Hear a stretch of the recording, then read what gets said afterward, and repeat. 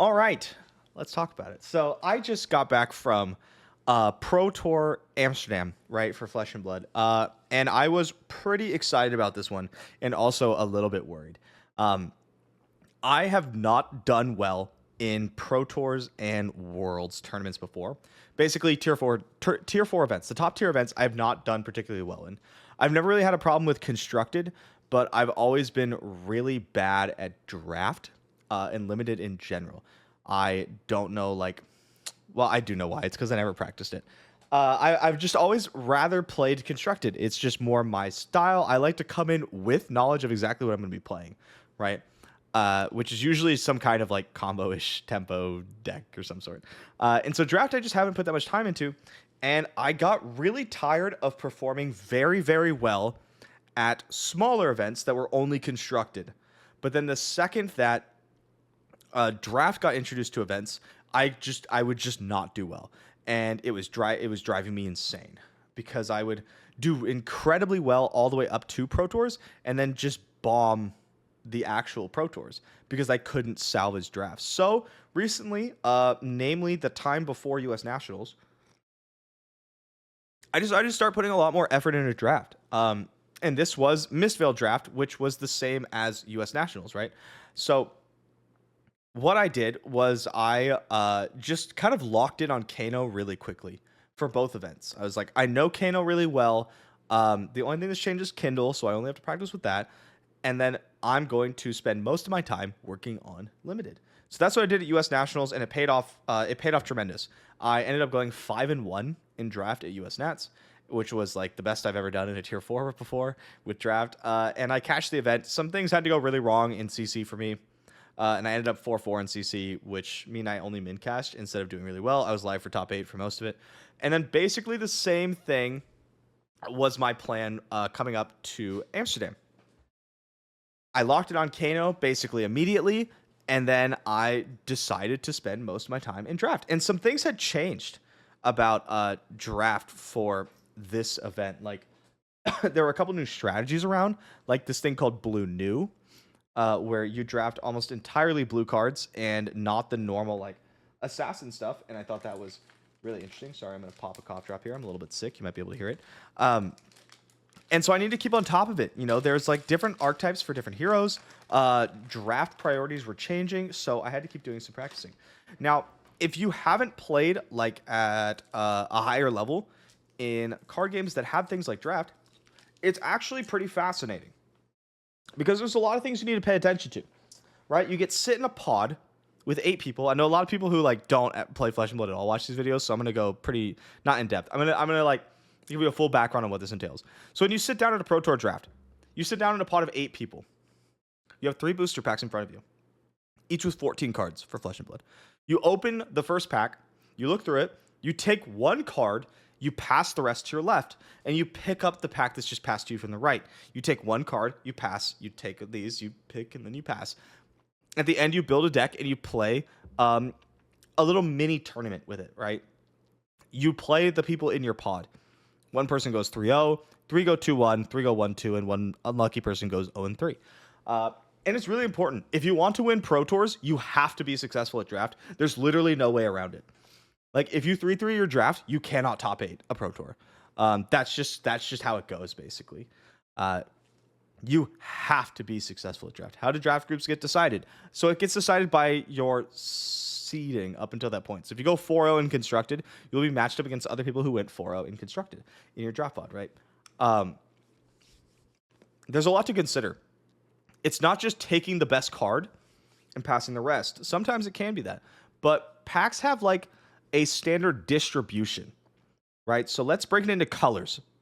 You know what? It's fine. We're just going to pretend it's Mistvale. So for Mistvale, there's 3 classes. There's Illusionist, Assassin, and Ninja. And there's 2 to 3 class cards of each. Commons. So there'd be like 2 Ninja cards, 2 Illusionist cards, and 2 Assassin cards. Then there's a couple generic cards, an Armor card, a Transcend card, some Mystic cards, and 2 rares. And that's the pack, and a foil. And so when you pick up a pack that already has stuff taken out, you look at it, and you have to go, what is missing? Maybe there's 1 less Ninja common. So you know the person to your right has taken a Ninja common, right? It doesn't mean they're drafting ninja, but it's stuff that you have to be aware of. And then you also have to go, okay, what am I passing? What am I telling the people I'm giving this pack to? I'm leaving them a really, really good Enigma, a really good Illusionist card. So I might be telling them that I'm not playing Illusionist, even though I picked a really good Illusionist rare, right? I might send the wrong signal. So like lots and lots and lots of things to think about when drafting, and that makes it really difficult. So these are the kind of things that I put a lot of time into recently. I talked with a lot of people that were a lot better at draft than me, which honestly isn't hard to find because I'm terrible at draft. And I put in the work, and I basically ignored constructed entirely. The only things I practiced were I practiced the Enigma matchup a little bit with Kano, and I practiced the new matchup a little bit with Kano. Because I want to stack new. I want to pitch stack new. But it's kind of tough because I have a card called Bonds of Agony, where if it hits you, it shuffles your entire deck. So when you're pitch stacking, you're memorizing the order of every single card in your deck as you put them on the bottom to do a super unstoppable Kano combo, right? But if Bonds of Agony hits you and they shuffle your deck, then you have to, like, all that work is for naught. You have to, like, restack, right? Which is really annoying. So that's the plan. Thank you, Moodburb, for the 1 year. Thanks again for the autograph, and Rip Spittle for 9. Yeah, Spittle for 9 is pretty good. So, Amsterdam. We fly in on Sunday, right? That's the plan. Flight gets delayed. It's nothing too bad, though. Just like a couple hours. We end up landing. Our hotel's kind of weird.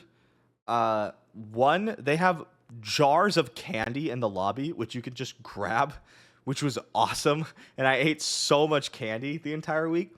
And then two, the bathrooms were a bit weird. They did this thing where, like, you know, the hotel thing that they love to do because it looks modern, but it's the worst thing on the planet, where the showers don't actually have doors. It's just like an open shower and then there's a drain. And in theory, the water's all supposed to stay in the shower lane and then it like goes into the drain.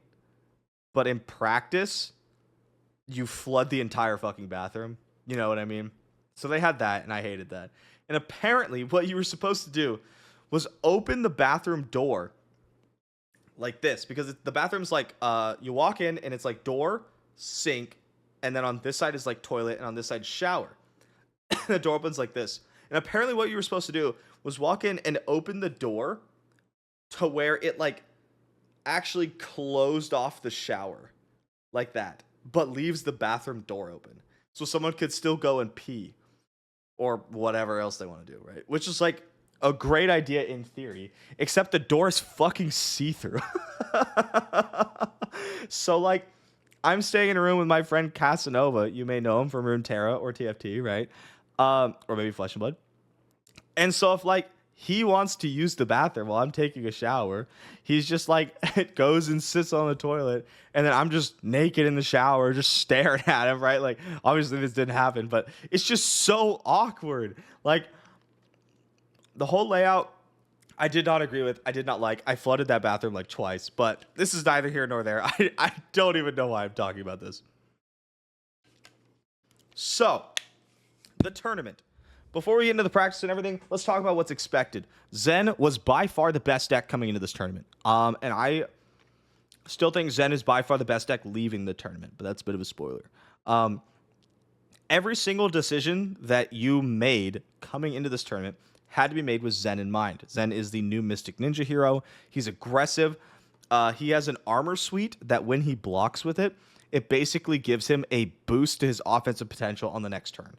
So you have to be very careful, because if you attack into him and he has a hand he wants to go off with, he's just going to shove all his armor in front of it, get like his Tiger and his free Chi card, and then just blow you up, right? So we saw a rise of decks like Victor and Nu to combat him. Now, Kano is pretty okay into Zen. It's pretty 50-50.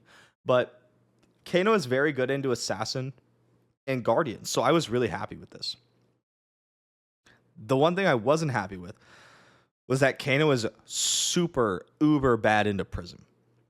And Prism was seeing a bit of a surge in play because people thought, I don't know if this is true or not, I don't care. People thought that it beats Zen, or that it's a deck that can at least go toe to toe with Zen in the matchup, right? And then you have your other good matchups somewhere else. You know what I mean? And I did not want to see a Ryzen Prism, so I was not looking forward to that. My Kano list is not super crazy. I understand the volume noises changes when I switch, but this is my Kano list. This is what I brought to the Pro Tour. Pretty simple, like main deck stuff. Nothing too crazy. 1 Cindering, 3 copies of Kindle. I really like the red Aether Quickenings.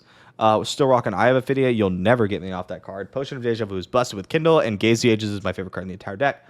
The sideboard has a stack package, the 3rd Aether Quickening, 1 copy of Scour, the Mirror package, Tunic for stacking, and also 3 copies of Wounded Bolt. This was for Illusionist and also the Kano Mirror, but we'll get into that later.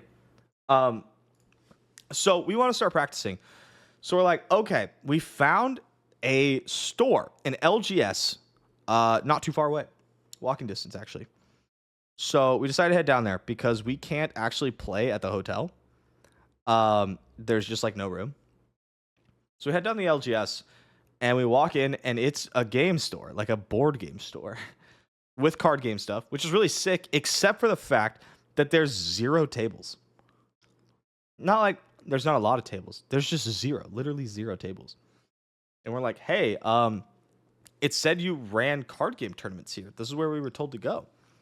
And they're like, oh, yeah, see, when we run tournaments, we go to this pub. That's like their whole thing is that people go and play card games there. That's what they do. And I was like, we're like, oh, is it like right down the street?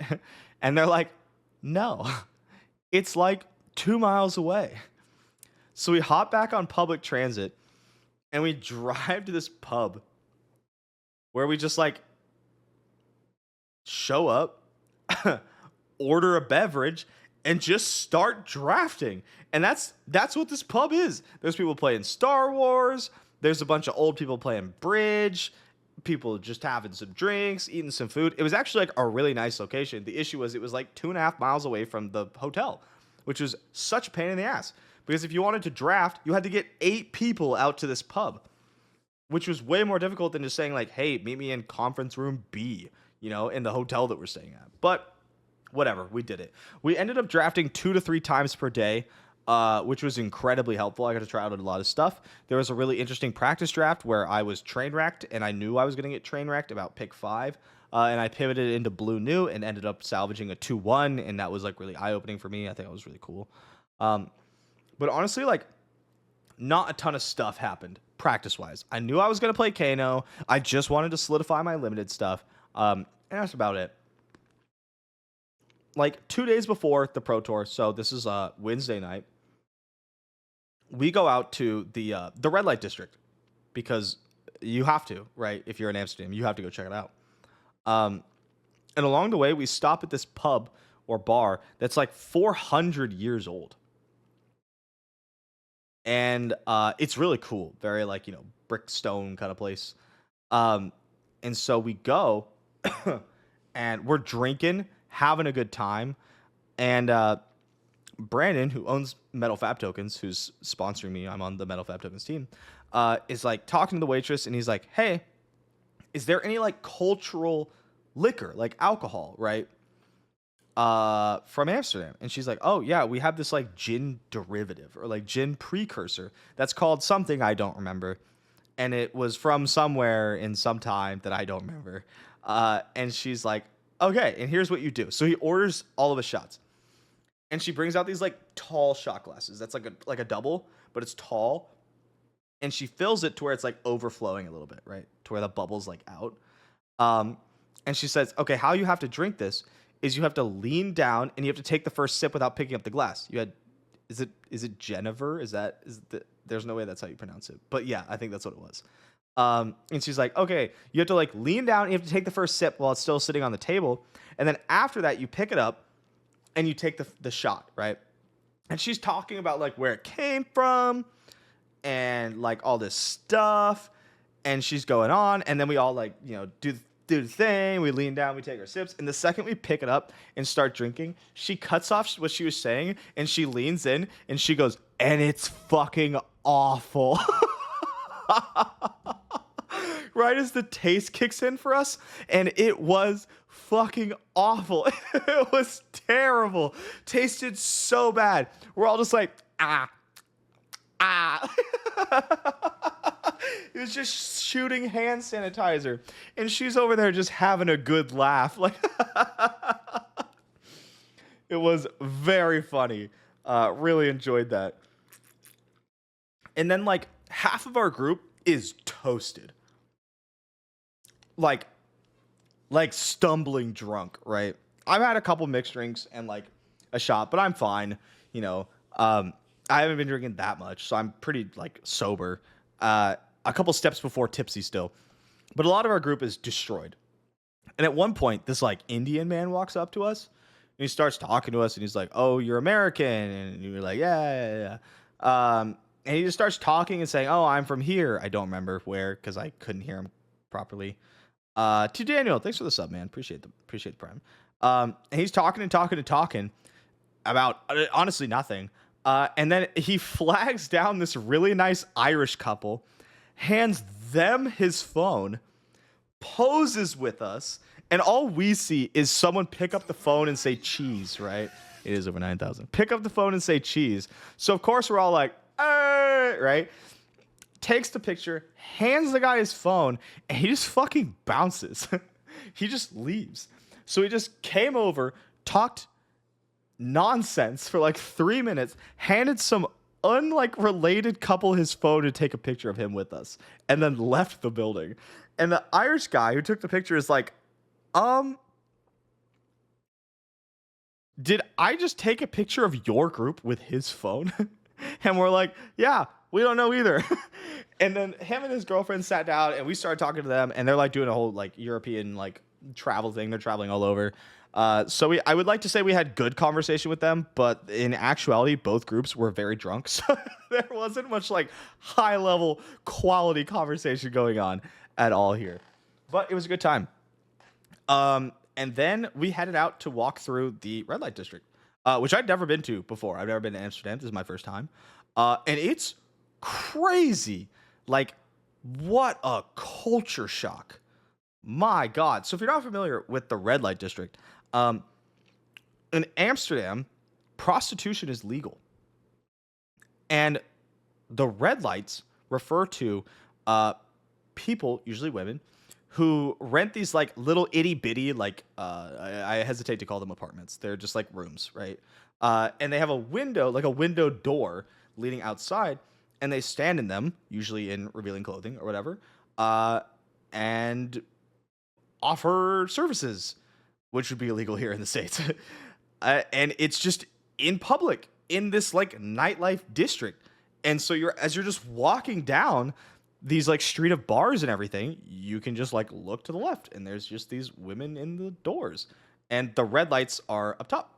And I think if the red light's on, they're available or whatever. Red light district has the highest percentage of men window shopping. I believe that. And it was just a crazy thing to see. Like, it's not something I'm interested in. Not like yucking anyone's yum or whatever, but it's like, I don't know. It was just wild. It was a cool experience because like, why go to a foreign country if you're not going to see foreign things?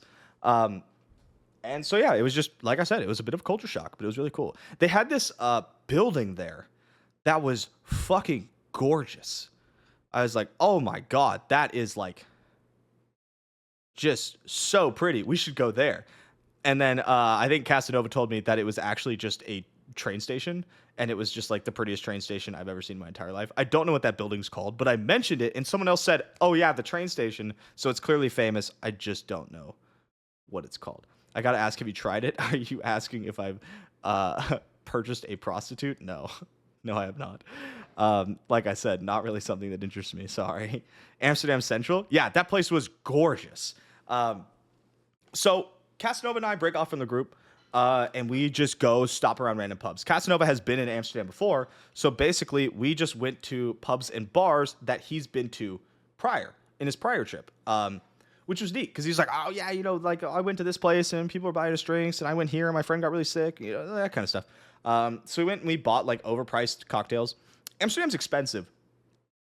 Amsterdam is like is like United States expensive. It's the same prices, except you're paying in euros, which are like 1.1 to the US dollar. So it's just like more expensive. But we had a good time. We did not eat for a very long time, so I got a little drunk. And I was pretty hungover the next day, the day before the Pro Tour, but it all kind of worked out. All of the people in our group did eventually get home, more or less in one piece. Did I go to a coffee shop? I did not. But apparently in Amsterdam, if you want weed, which is also legal, you go to what's called a coffee shop. Not a coffee shop, but a coffee shop. One word. And that means that it's a weed shop. I really wanted like a CBD product, like a CBD drink or a CBD gummy, because it's a really nice like Hail Mary to have for when I have really bad headaches. But I hate getting high. I don't want THC in it. So I did not end up going to any of them because it seemed like they were just like actual like smoking weed stores, which is not something I really care for. But yeah, Amsterdam was Amsterdam was cool. The biggest issue I had with Amsterdam was, besides, it was expensive, but I live in California, so I'm pretty used to that. It is the food's not great. It's not great.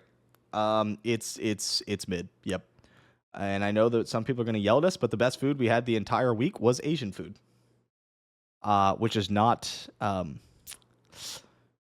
native to Amsterdam. You might know. So yeah, we had some of like the local, like, apparently Amsterdam's really big on, they make fries and then they put a bunch of shit in it.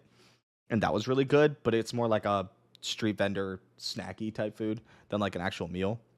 But I really like that. The other food, it was just not great. It wasn't good. It was pretty mid, and some people were very mad at me for saying that. But yeah, that's my stance, and I stand by it. The food was not good. So tournament. Sorry, I know this is supposed to be like a tournament report, but tournament. Show up Friday morning. Kind of feeling myself, kind of not really. I'm expecting to min cash this Pro Tour. I'm expecting to go like 9-5, do pretty good, not great, maybe a little bit worse, maybe 8-6. Kano's in a pretty good spot, but not like the best spot, and I'm still getting better at draft, so it's like I'm feeling more confident, but there's still a lot of work I need to do. I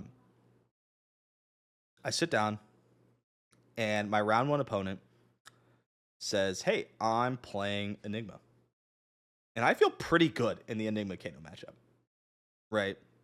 I bring in my Bulls. I bring in my one copy of Scour. I bring in my third Quickening. Take out the Kindles. Take out the Cindering. Take out something else. A Potion of Deja Vu. I'm ready. And my opponent flips up their cards. They decide to go first. No problem here. And they go Haze Bending. Now that's not good.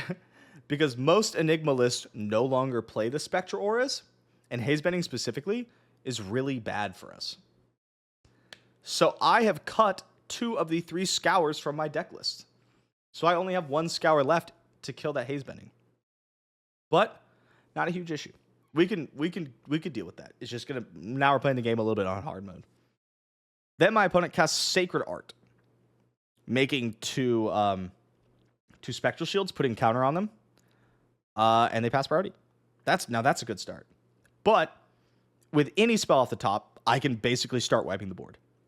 So I Kano, and my top card is Wounded Bull. So I can't cast anything off the top. I have to say, yep, pass is good. My opponent activates Enigma, pitching Chi, and now they have 3 Spectral Shield with counters and a Haze Bending on the board. And it's turn 0. And I didn't do anything. I go to my turn. I send in the Bull. They let the shields die. Good news. Arsenal something, whatever. And then on my opponent's turn, they pitch a blue and attack with Haze Bending. And I'm like, okay, so it's for 1. That's weird. No go again. Huh, really odd. So I'm like, yeah, okay, no blocks. And they go, okay, take 4.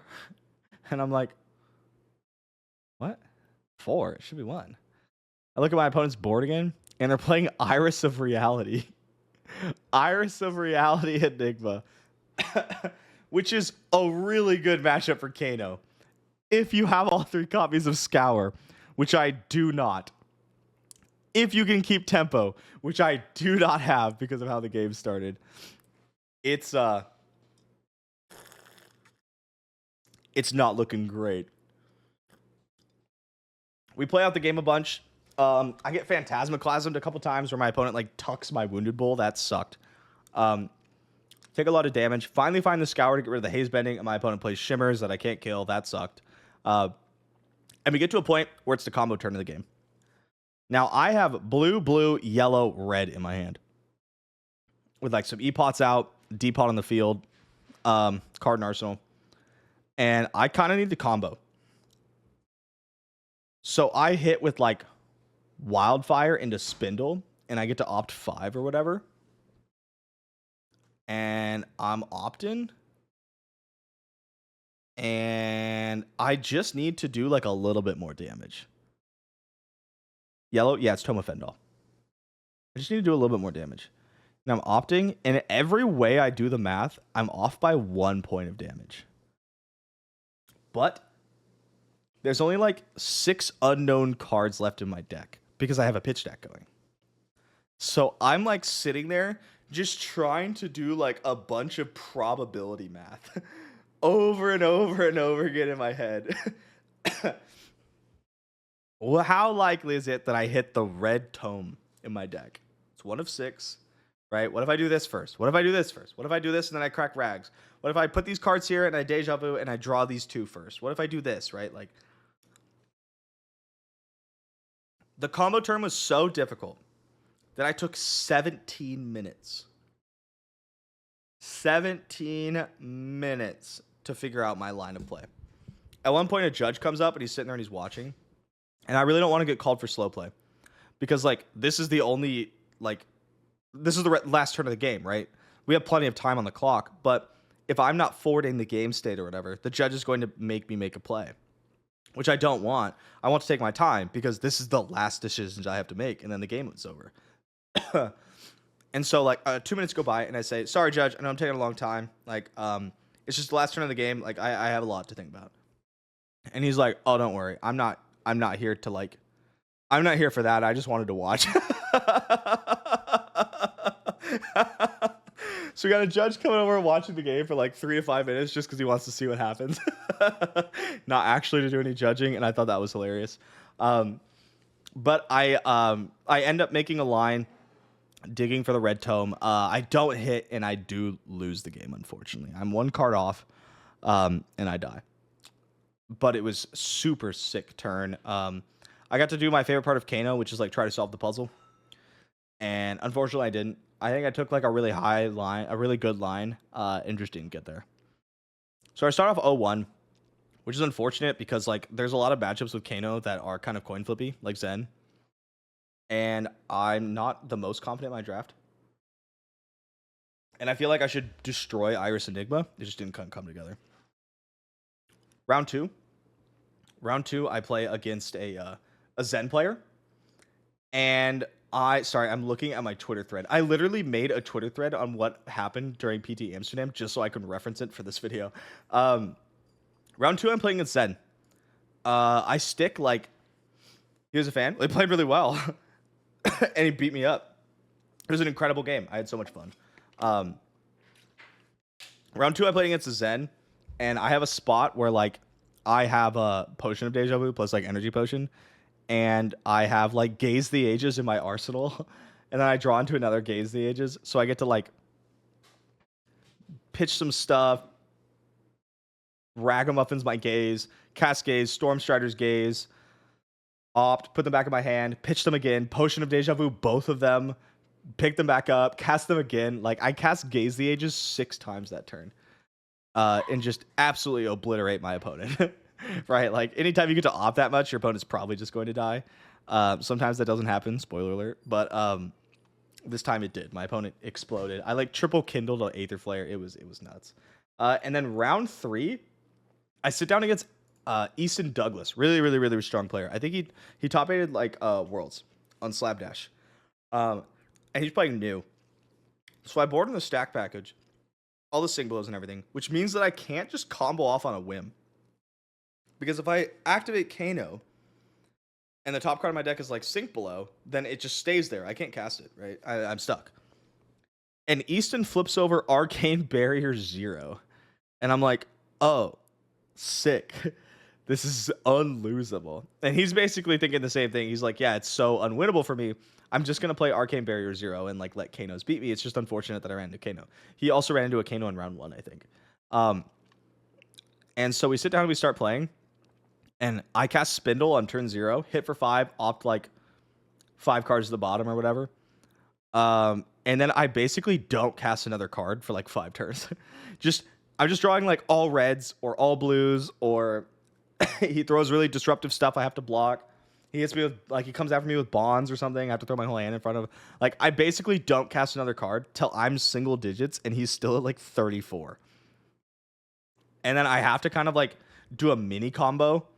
And I put him to like 3, 4. I put him to 4. And then he starts his turn, 5-card hand with Leave No Witnesses. And I'm at like 5. And I have to decide if I want to block or if I want to start Kanoing. But there's still Sync Belows and Fate Proceeds left in my deck. There's still like 3 misses. And I just like, I sit there and I think about all the possible things that could happen for a while. And then I decided I just have to like Kano. So I Kano, it's Aether Quickening Blue, which with Crucible does 3 damage. I have enough mana for 1 more Kano and 1 more card to cast. If it's a spell that does damage, I win the game. Any spell that does damage here, because our opponent's at theoretical 1. If it's a Sink Below or a potion, I lose the game. So I Kano again. I'll put the card down, give it a little rub before I flip it up. Blue Aether Dart. We kill him exactly. Oh my god. Exactly kill him. We were 1 point of damage away from losing to AB0 new. Absolutely insane. Should never have gotten to that point, but like, my god, did things go wrong. So we're 2-1, which is great. If we can 3-1 the first part of CC, I won't be like super stoked, but I'll be happy with that. And then we head into draft for the next round after that. So I sit down, and I play against round 4. I play against Kano. And we were just kind of sitting there and chatting. And he was like, hey, what did you play against? And I was like, oh, I played against this. I lost to Iris Enigma. I played against like Zen, and I did some stuff. And then I played against New with AB0, and I almost died. And he's like, no way. I played against New with AB0. And I was like, was it Easton Douglas? And he's like, yeah. So I ended up playing the Kano that beat Easton Douglas earlier, which I thought was really funny. Why did him bring AB0 matter? Couldn't I have just stacked him anyway and not take risks? I tried to, but my hands were so bad that I couldn't even do that. Like, it was just not working out. Everything was going wrong. Draw all D-reacts, command and conquer kind of stuff. You know what I mean? But that happens sometimes. So I play the Kano mirror, which is like, I live here, right? I live in the Kano mirror. And I get a pretty sizable health lead. And my opponent played fine. I think they weren't super comfortable with the Kano mirror, which is pretty standard. It's really hard to get very good Kano mirror reps. I'm very lucky in that regard that I have access to like the best Kano players in the world to practice against all the time. And so we end up playing, and he decides that he's going to rip it. And he casts Aether Wildfire 4/6. And I'm at like 19 or something. Or 13. Yeah, I'm at 13. And my opponent is at 5. Well, I Waning Moon him, and he takes the damage, so he goes from 8 to 5. And then I'm sitting there, and he's activated Storm Strider, so he only has AV2. And I go, I'll take 6. I will take 6 from your Aether Wildfire. And he goes, oh, that's not good. So he does some stuff, casts a Spindle, has 1 card in hand after. And I go, okay, I will Arcane Barrier just enough from the Spindle to go to 1. You can opt as much as you want. So he opts like, I don't know, fucking 7 or some shit. I go to 1. My opponent's at 5. Finds some stuff. Activates Kano. And I'm like, I'll respond. I activate Kano, hit like an Aether Dart off the top, and I'm like, I'll Aether Dart you for 7. And he looks at his Arcane Barrier, and he looks at his life, and he goes, huh, that's lethal. And I'm like, yep. And so he goes, I'll activate Ragamuffins. And I'm like, I have a response. I will Storm Striders this zap from my hand to deal 7. And my opponent dies. It was fun, you know, classic Kano mirror stuff. So we finished constructed 3-1. Pretty happy with that. I don't think you can ever be mad going X1 in like constructed or 2-1ing in draft, whatever. And yeah, so I'm pretty happy. You know, not the most happy. I'm a little anxious going to draft because even though I put a lot of work in, historically, I've not done the best in draft, right? So I find my draft pod and I'm on my way to go sit down. And my draft pod,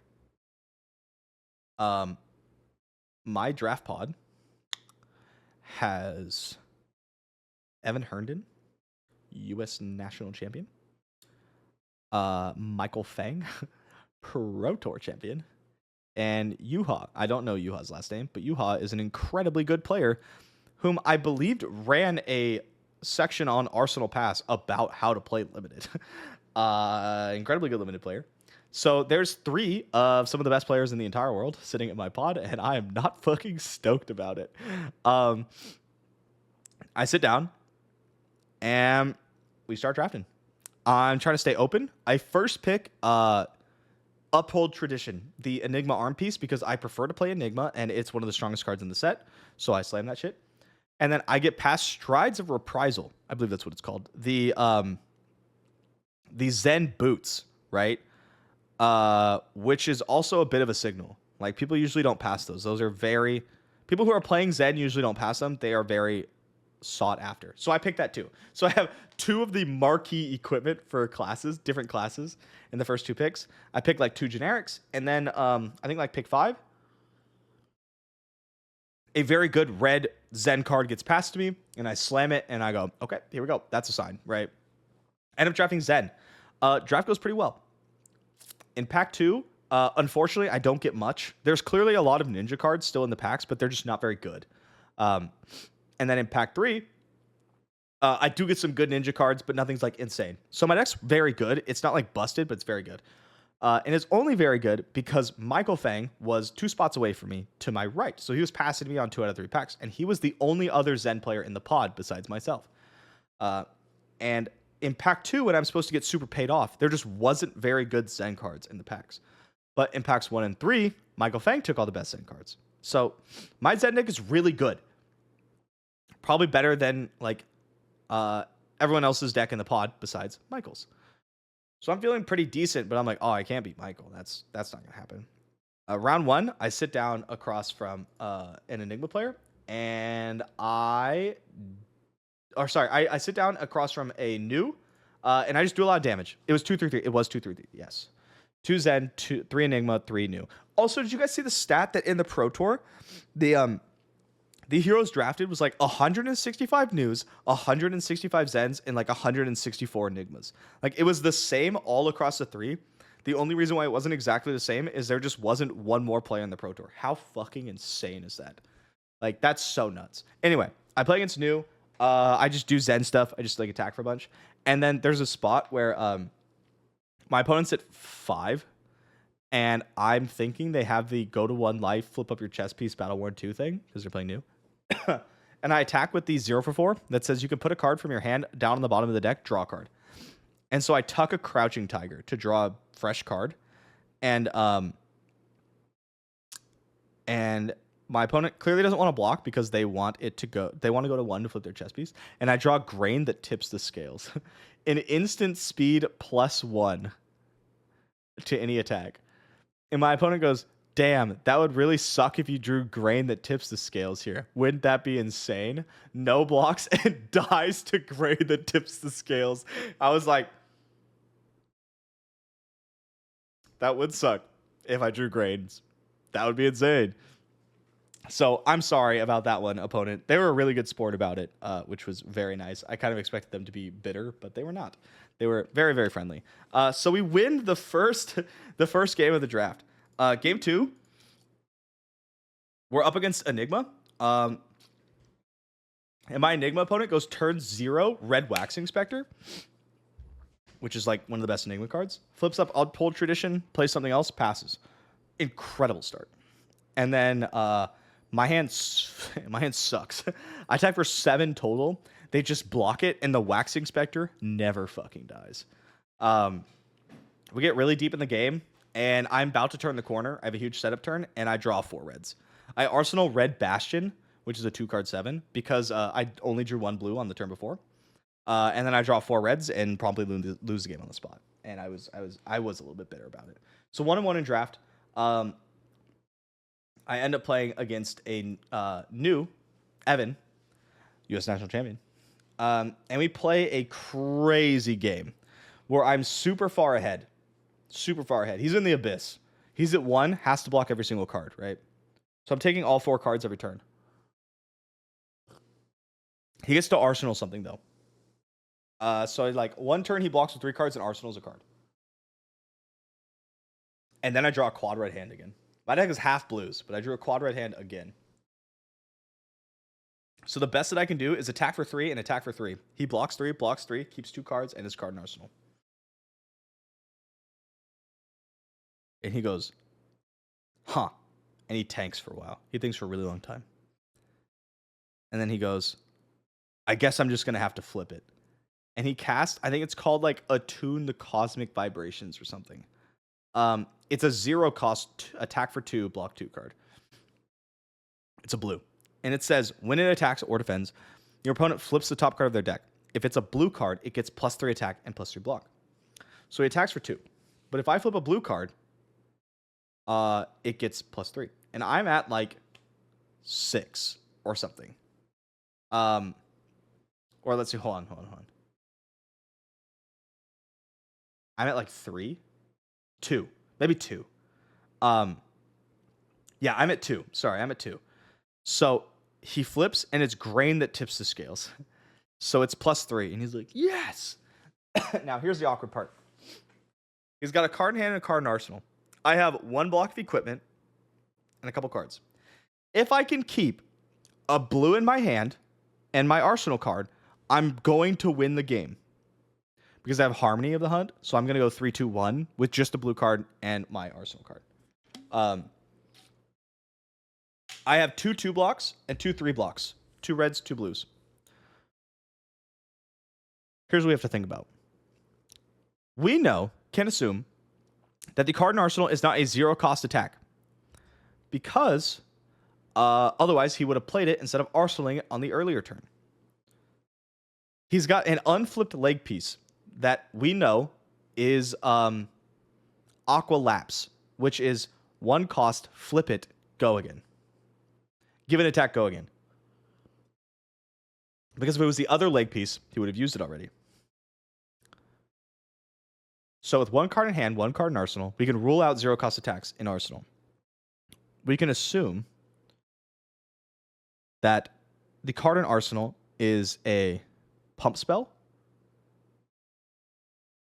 a generic attack, or a transcend card.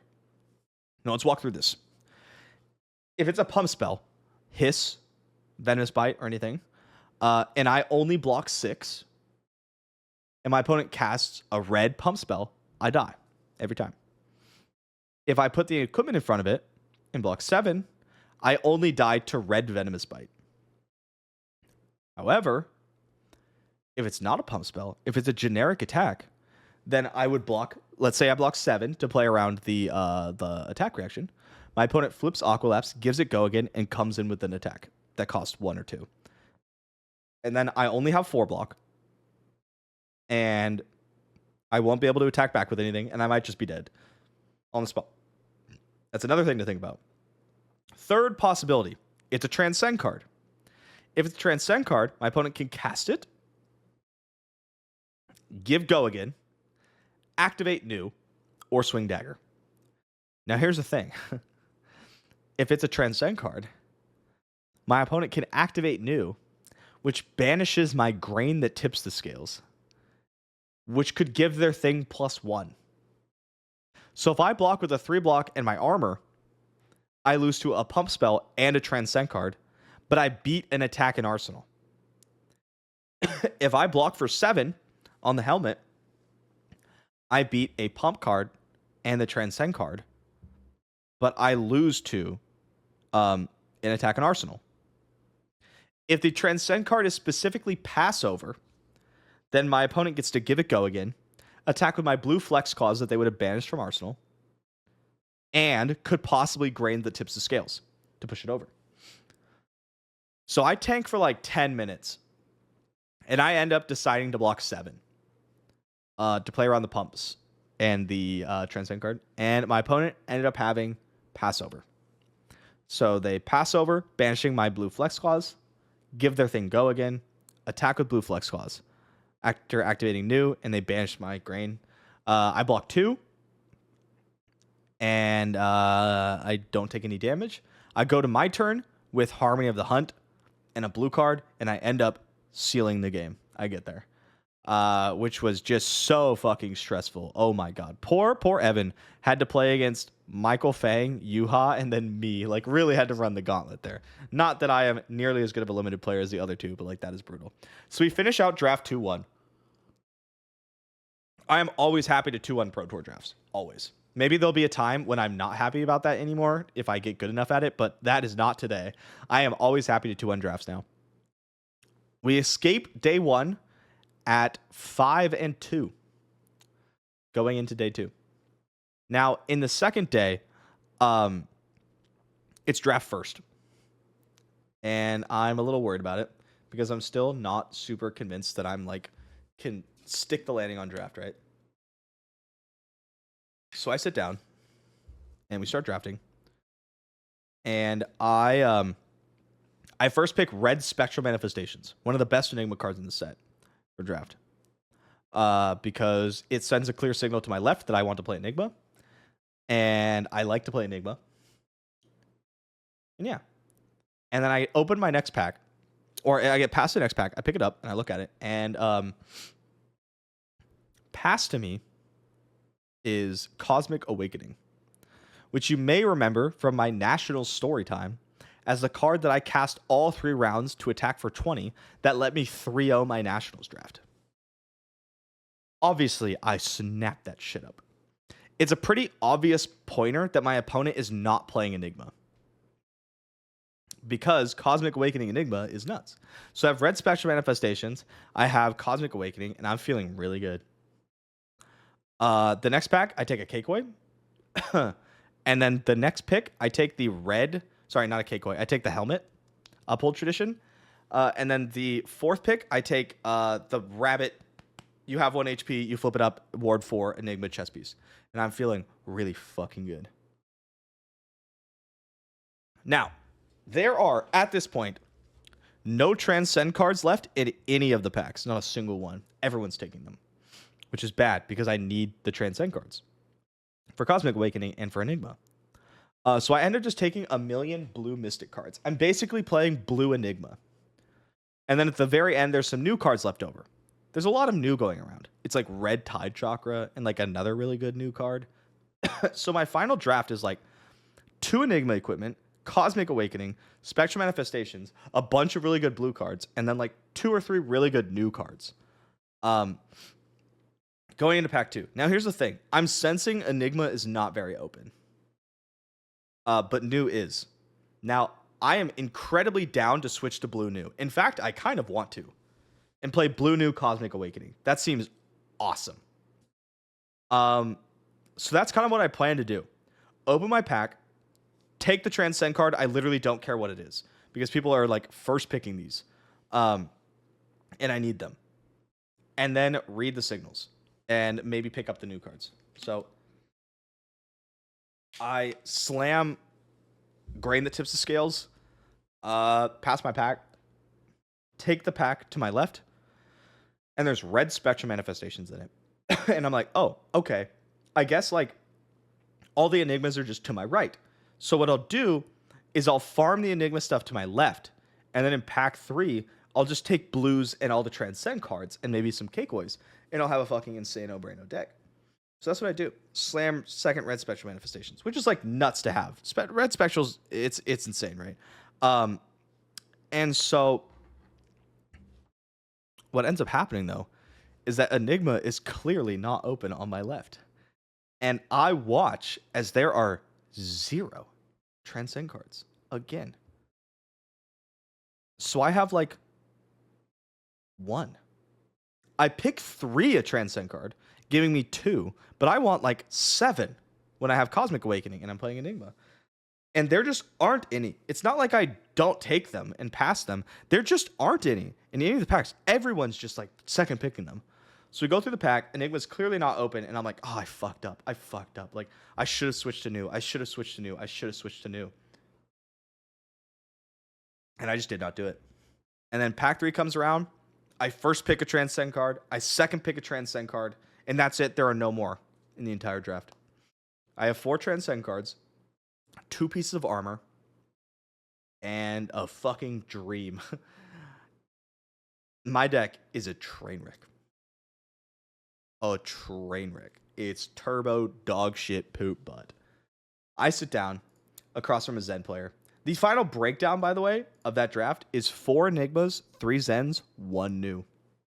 The new player's deck is insane. And I should have been a second new. And I would have had an insane deck. So I'm just lamenting my draft. My pro tour is over. The draft is so bad. If I can steal 1 win, then at least I'm live for min cash still, right? At least I can still min cash and get like $1,000, and that's nice. But I'm just beating myself up. I worked so hard to improve a draft. I worked so hard, and I just flubbed it, right? When I knew I should have pivoted, and I didn't. So I sit down against a Zen, and I just get rolled. It's not close. It's exactly what I expected. It just beat me up. Whatever, man. 0-1. Hoping that like I play against someone and their deck just shits the bed, and I can steal a win. Round 2, I'm playing against another Zen. And we play a pretty long, drawn-out game where I Spectral Manifestation, flip my helmet, and the way my opponent attacks, I get to keep my Spectral Manifestation. I have to block with every single card, but I get to keep it. So I attack with it. And then the next turn happens. And the way they attack, I get to keep it. And I get to arsenal a defensive card. And I attack with my Spectral Manifestations. Next turn, I have to use my defensive card in arsenal and every other card in my hand. But I get to keep my Spectral Manifestations. And I just keep attacking for 4 every single turn. And it never dies. And I steal a fucking game. And we get there. We beat a Zen. 1-1 in draft. I'm ecstatic. I cannot believe I won a game. This deck feels so bad. So bad. But I got one. Round 3, I play against the last Zen in the pod. I played against all 3 Zens. And basically, the same thing happens. I play Spectral Manifestations. They mess up. They cast like Wind Chakra, let it resolve, go through their turn, and then Transcend. But the Tiger only gets +3, not +5. They call a judge and ask, because they're the one who asked. I didn't even call a judge. They call a judge and asked. Judge says, no, sorry, it doesn't get pumped. And it basically loses them the game on the spot. And I 2-1 this fucking draft. I get so lucky, and I 2-1 this draft with a train wreck pile. Oh my God. I can't believe it. I cannot believe it. I'm still live for top 8. After that, I'm still live. I could still make it. Insane. Oh, huge deep breath after that. Huge deep breath. We go back into constructed, right? And I play against KO. Or sorry, I play against new. Stack them, blast them. Enough said. I did the thing, right? I did exactly what I set out to do against new. Got to my stack, did the triple wildfire, triple blazing shit. It was gross, you know, all that stuff. And then I sit down against KO. And the KO game is going poorly. My opponent's still at like 38. But I have 2 energy potions on the field. Turn 1, they Blood Rush Bellows me. Turn 2, they Blood Rush Bellows me. Turn 3, no Blood Rush Bellows, just a Command and Conquer with a Might token that I have to block out. Turn 4, Blood Rush Bellows me. So I'm going to fucking die. They Blood Rush Bellows, discarding Beast Within. Trigger on the stack. I say, hold on. And I get to work. I had the Wildfire. I Wildfire into Spindle. We get some Kindles going and everything. Spindle hits for 9. Huge. I still got all my Blazings in the deck. I still got 3 red tomes. Or I have 3 tomes and 3 Blazings in the deck. If I hit any of those, any of the 3 tomes or the 3 Blazings, I win the game on the spot. If I don't, maybe we can dig deeper. So I opt 9. And there's only like 35 cards left in my deck. And like quite a few of them got pitched. So maybe like 30 unknowns, right? I opt 9. And there are no tomes and no Blazings. But there are 2 Gaze the Ages. So I put 7 on the bottom. I keep the 2 Gaze the Ages. I Kano 1. I opt. Obviously the Gaze the Ages. And the 3rd Gaze the Ages. Okay, cool. Comes back to my hand. Kano the 2nd Gaze the Ages. Cast it. Opt. Obviously the 3rd Gaze the Ages. Next card. Blue card. The blue card on the bottom. Kano into the Gaze the Ages. Opt 2. Blue. Blue. Put them on the bottom. Ragamuffins hat. Blue. Cast the Gaze the Ages. Blue. Blue. Put them on the bottom. Kano. Not a tome. Not a Blazing Aether. Lose the game. We looked at something like 16 cards. And I could not find one of 6 in 30. And I lose the game because of it. And I'm out of Pro Tour top 8 contention. And I'm bitter. I'm a little upsetty spaghetti. And I apologize to my opponent. I'm not like, oh, fuck you, right? Like, I'm not like an asshole about it. I was just clearly disappointed. I got Blood Rush 3 out of 4 turns. I like missed humongous when I should have hit something. And I'm out of Pro Tour top 8 contention because of it. So I let my opponent know. I'm like, I'm sorry. I'm just disappointed. And he's like, yeah, no problem. Just absurd that I missed it. And so we still have like 35 minutes left on the clock. And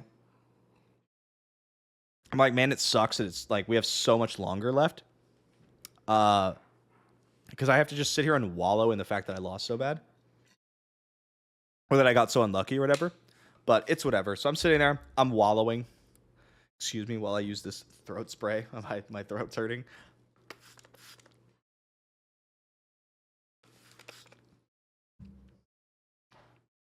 I'm wallowing in self-pity. You know, how you do. And it goes to time.